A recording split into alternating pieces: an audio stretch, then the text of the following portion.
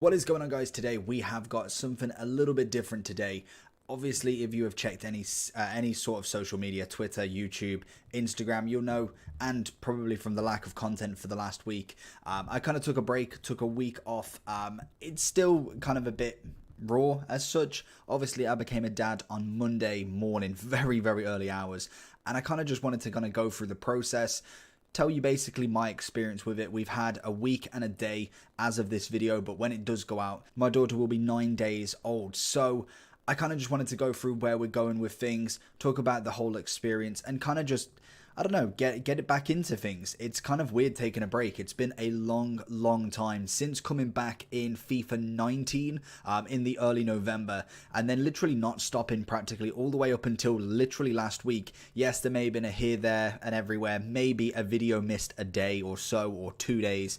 But realistically, if it's Twitter, if it's Instagram, YouTube, Twitch, I've pretty much been going solid since I've came back. Like I said, maybe a day here and a day there. But realistically, I've tried to be very consistent with coming back. And it's definitely worked. We're now over 6,000 subscribers on YouTube, which in general, when I started YouTube back in, I think it was like 2012, 2013, I was really struggling to make content that people enjoyed and people actually wanted to watch. I was doing player reviews, I was doing squad builders, I was doing pack openings, but I think realistically I lacked the sort of commentary for it. I lacked the kind of knowledge, I lacked all of the kind of ability that maybe, yes, is not the greatest still, but it's a lot better. Obviously the setup is a lot better, the computer, obviously my own little space is much better. And it seems I did video on video where I think I got to about 1,000 videos and I probably only just broke 1,500 subscribers. So since coming back, I think realistically I've probably done 1,000 videos or maybe just shy of, because I believe I've nearly done or have done 500 reviews in FIFA 20. So realistically, I think I've probably hit at least 7 to maybe 850 videos since coming back on November, what would it be, 2018, I think it would be. So a lot has happened, and now we've got a new curveball in the works. With obviously my daughter, we've got a lot to think about and what I'm going to be doing going forwards. The content is still going to be here. Obviously, the ambition for me would to be able to do all of this full time. That personally is a goal for me. I've wanted it since I started YouTube. I want that sort of ability to provide content, and yes, make a living out of it. I think a lot of people's dream is to kind of do this as a full-time job, and with the kind of success that we've got, we've managed to get to 6,000 subscribers literally in a year and a half. I think that is a pretty well earned experience, and definitely a very nice achievement that I really do appreciate every single person that has subscribed and has subscribed in the past week, where necessarily I haven't put anything out. I haven't really said anything. I put up a message that obviously I got a lot of good responses and I really do appreciate it. And from there we've gained a good 10 or 11 subscribers from literally nothing. So again, all of the newcomers that maybe have not seen a brand new video from me, welcome. If you want to hit the subscribe button down below as well, that is always appreciated. But today I wanted to kind of step away from the FIFA. We'll probably talk about it at the end and kind of go through what's going to be happening going forward, what can we expect, schedules, Patreons, all of that great stuff that obviously is big plans for FIFA 21. Because FIFA 20 is practically dead from what I've been watching. I haven't really looked at much on Twitter. I've kind of been really trying to spend that time, that week, especially with Sarah. It's just kind of the best thing to do, especially with this new experience we're going through together, because we didn't have the greatest time to start with. We went into labour, or I didn't personally, but we went into labour early hours of the Sunday morning, and literally it was 23 hours. And then in the end, unfortunately, we did end up having a C-section, which for me especially was very scary. And I think if anybody's ever been in that situation or is going through that situation, seeing your partner in that much pain for so long, for literally, say we take off 2 hours for the C-section, it was 20 hours of pure agony, which isn't nice to see. It's a very emotional time, and it can definitely drain you. You can either go really close as a couple, or it could push you apart. It depends on how you do and how you deal with after. So we went through all of that, and I thought up from there we're not too bad. It's going to be a very tough battle. Obviously you hear about it. Everyone says you lose the sleep, everything changes, and your life just gets taken over. And to an extent, I can see that. I think realistically, this is the first time I've properly sat down to do a video, and I think I've played 2 or 3 games of FIFA, which realistically I didn't even enjoy whilst in that kind of atmosphere. I love playing FIFA, obviously, but when you kind of got someone to kind of deal with, it's a lot. So I think realistically the break was always needed. I don't think I'd have been able to do any of it, because going from there, obviously if you have a C-section, you then have to pretty much stay in hospital because you've had a major surgery, and it's something with obviously the mix of COVID is a very scary thing. I went home at 5 o'clock in the morning on that Monday, because that my daughter was born on 2:40, so obviously I needed to go. I couldn't be on the ward. I couldn't sleep there because Sarah's going in with other moms who have just given birth or have given birth the day or two before. So with COVID, I'm not allowed to stay. I don't think I'd have been allowed to stay regardless, because I'm pretty sure it is just an open ward that you can go and visit. So that wasn't the greatest scenario in the world to start with.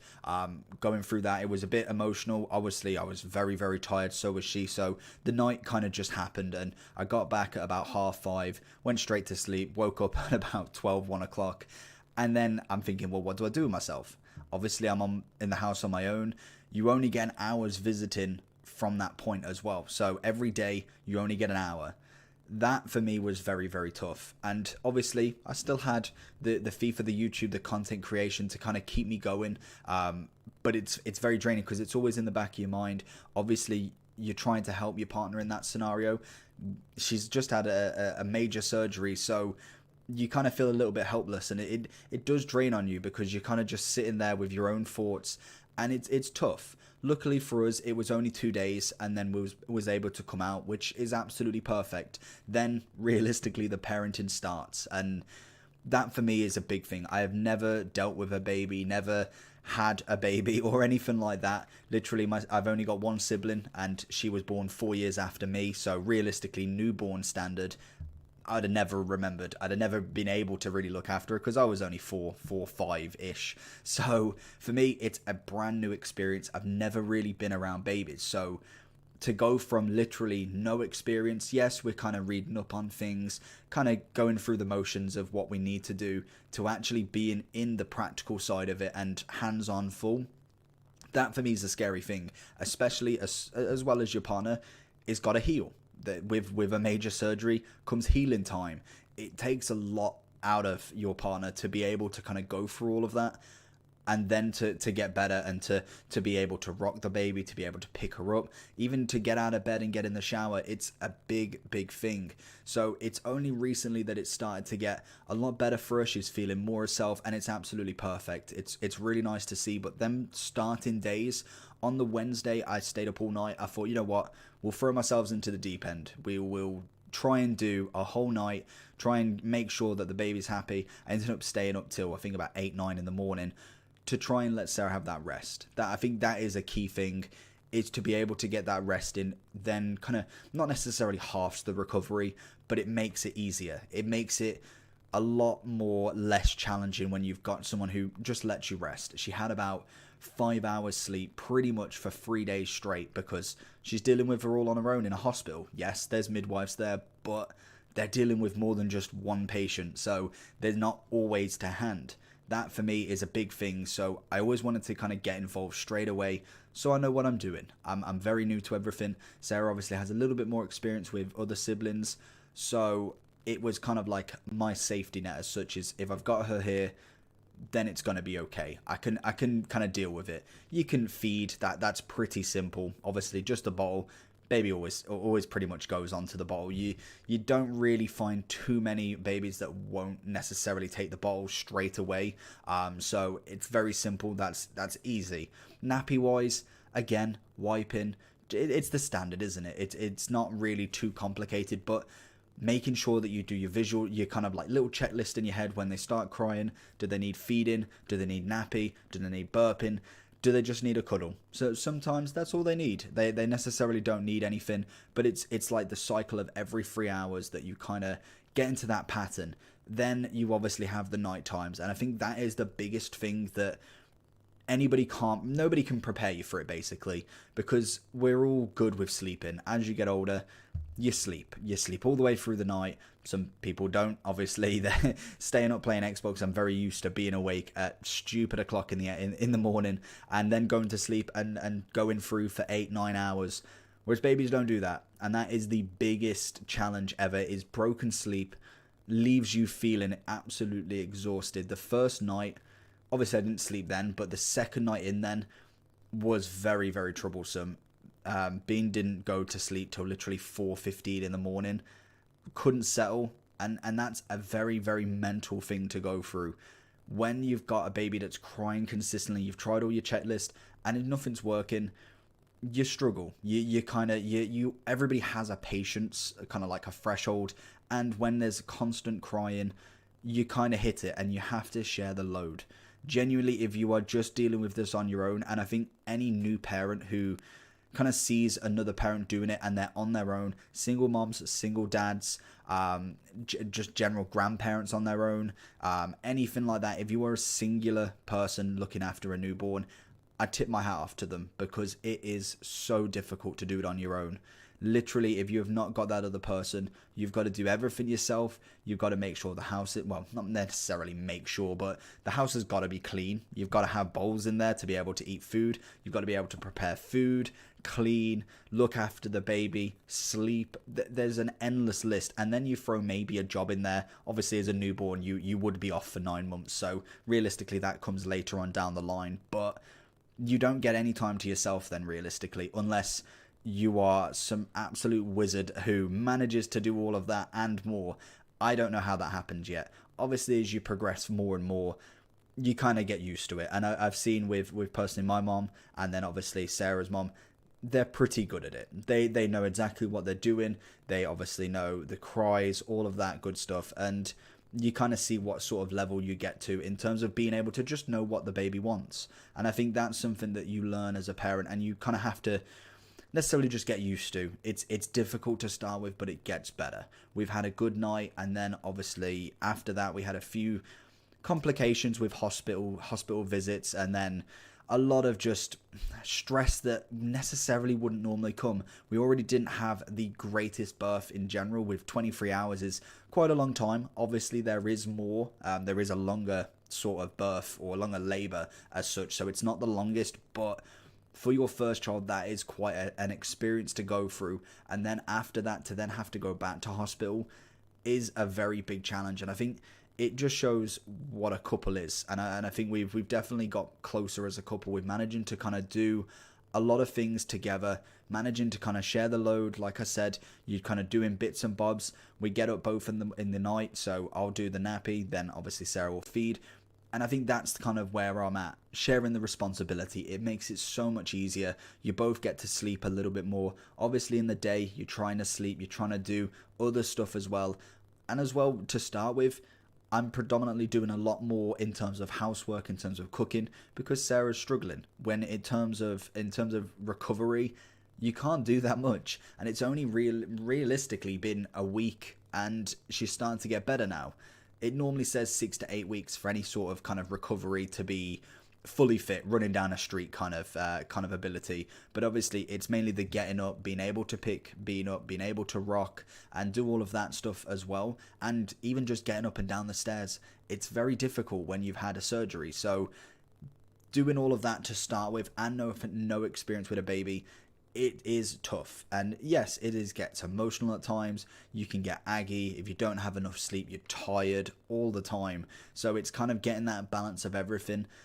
And then you're kind of well away. Like I said, Bean is already technically 9 days from this video, 8 days from the recording. So it has gone incredibly fast. And genuinely the week off has done us both really well. Sarah is an absolute rock in terms of letting me, or supporting me, I don't say letting, but supporting me with this kind of content creation. She knows the kind of dreams and the kind of aspirations I want with this. And I think over the next year in FIFA 21, what myself and obviously some other people have in mind, what we're going to try and do, should really push us to the next level. And it's something that I really have always wanted to do, and really get to that stage where I think, you know what, this actually could be a thing. We could genuinely get to this kind of position where I could go full time.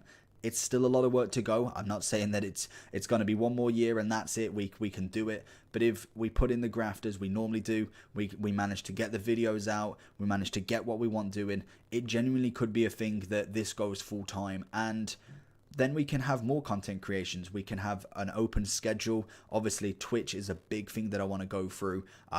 YouTube, I'm kind of good on the scheduling side of it with the kind of player reviews that I do. I realistically want to carry on with that. I feel like it's something that I'm very passionate about.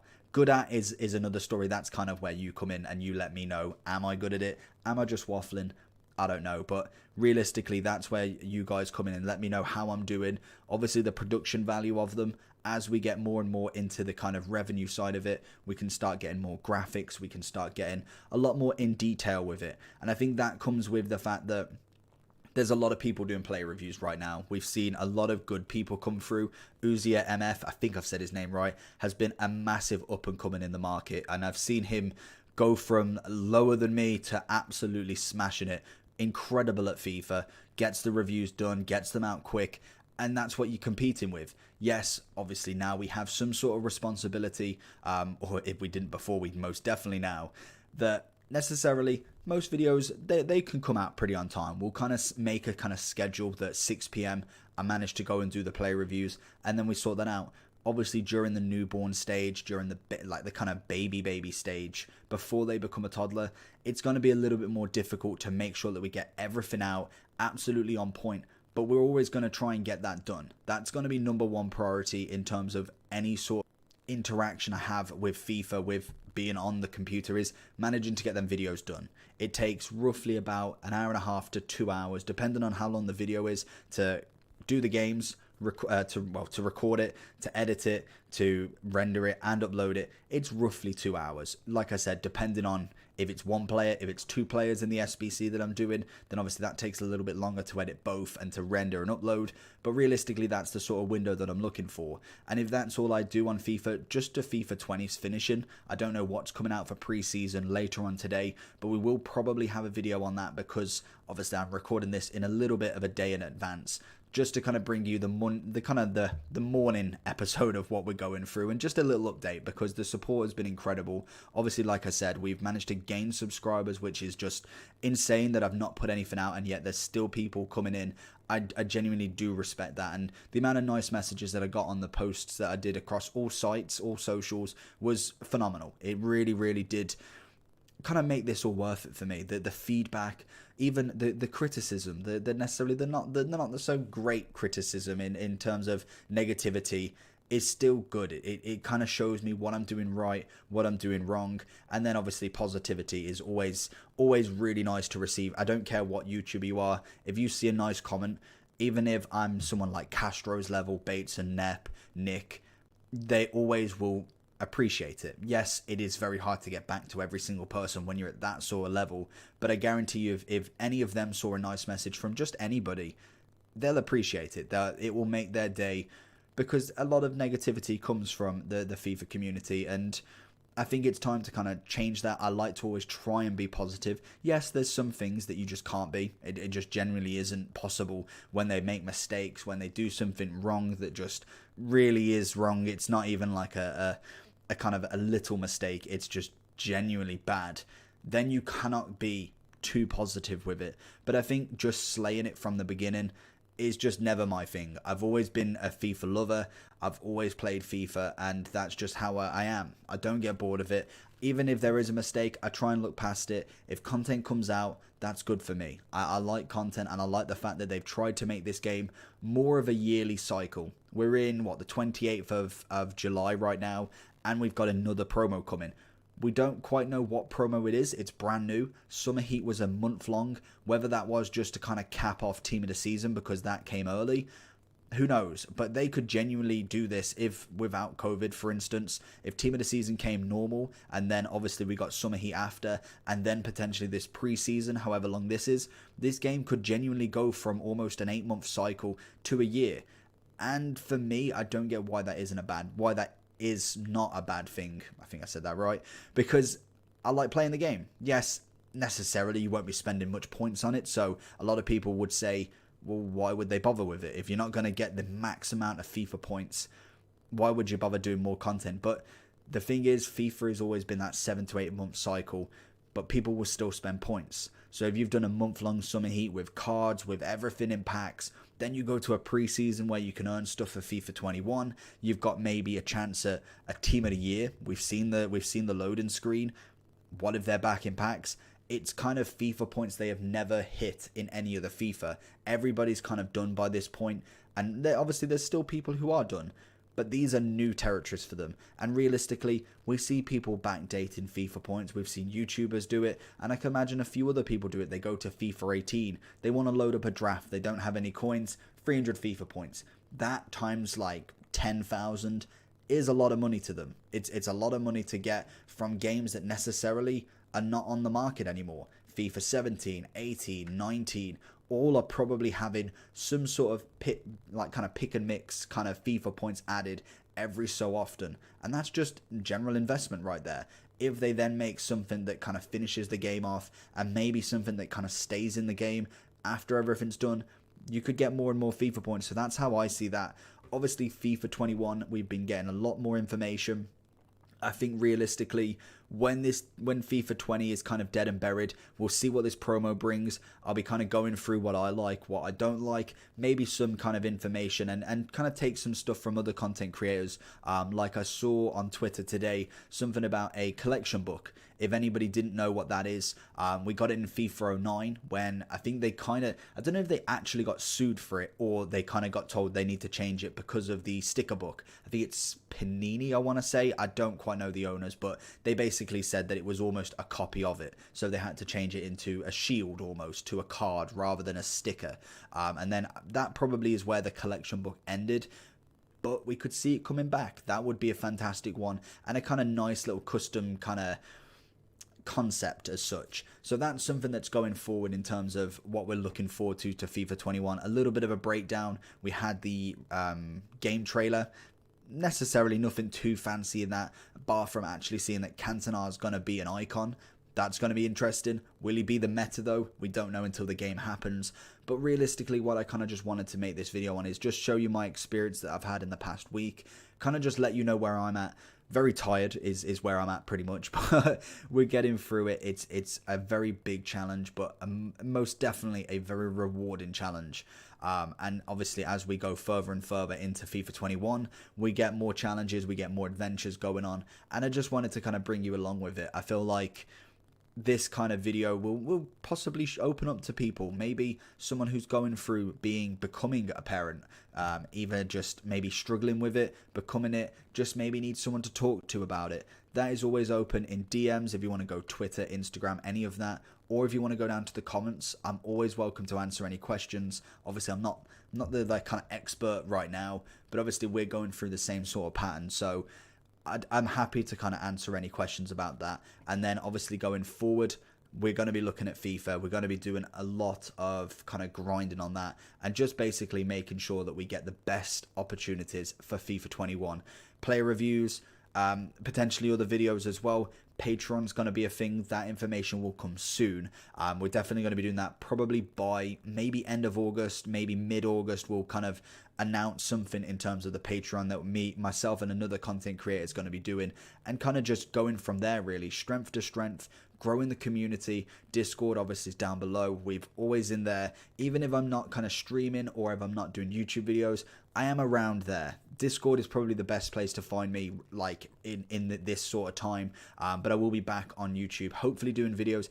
If there isn't going to be any content for the day, say preseason's an absolute bust and we don't really have any content, I'm not going to rush to maybe get a video out just for the sake of getting a video out. So there may be days here, there and everywhere that are missed, but I'll try and keep everything else consistent. Streaming wise, maybe a little bit longer, because obviously having that few hours of playing a game is not really as accessible right now. Obviously, if I do get the chance, if Bean goes to grandma's, to anything like that, then obviously I will try and jump on and just kind of show my face on Twitch as much as I can. I know I've taken a little bit more of a longer break on there, but I think that requires more kind of focus. You need a few more hours. If I come on for an hour, personally, I don't feel like that's worth it in terms of actual what I can get done in an hour. Whereas if I do a YouTube video for an hour, it stays up there, and obviously it's for some sort of content reason. But that's pretty much where I'm at. Hopefully you did enjoy this video. Like I said, if you've got any queries, any questions down below, definitely let me know. I know this is more of a kind of talking video, and I guess I don't find these as interesting to watch unless like there's some like effects going on everywhere, but that's something that I'm trying to get into, is being able to kind of just talk, maybe add some effects, maybe add some kind of like overlay, something like that kind of just catches the eye. Maybe, yes, we add a couple of camera angles, something that we're going to be looking for in the setup as obviously we go forward with everything. So there'll be more updates on that. Like I said, go down the socials, like, follow, anything like that. That's always appreciated. And if you, like I say, any questions, any of the socials, always just hit me up on them. I try and be as active on every single one as I can. And during this time, Discord, like I said, links down below is where the best thing to find me is. If you even don't want to join the actual Discord and just want to message me there, again, not a problem. Just go down there and then click that link and we'll get to talking, ask the questions away. Bar from that, it's good to be back. It's been a long week off and it feels like a very tired week off. I will see you later on today for another video on pre-season. We don't know what's coming out, but we've got packs, reviews, anything like that. And I'll see you for the next one. Peace.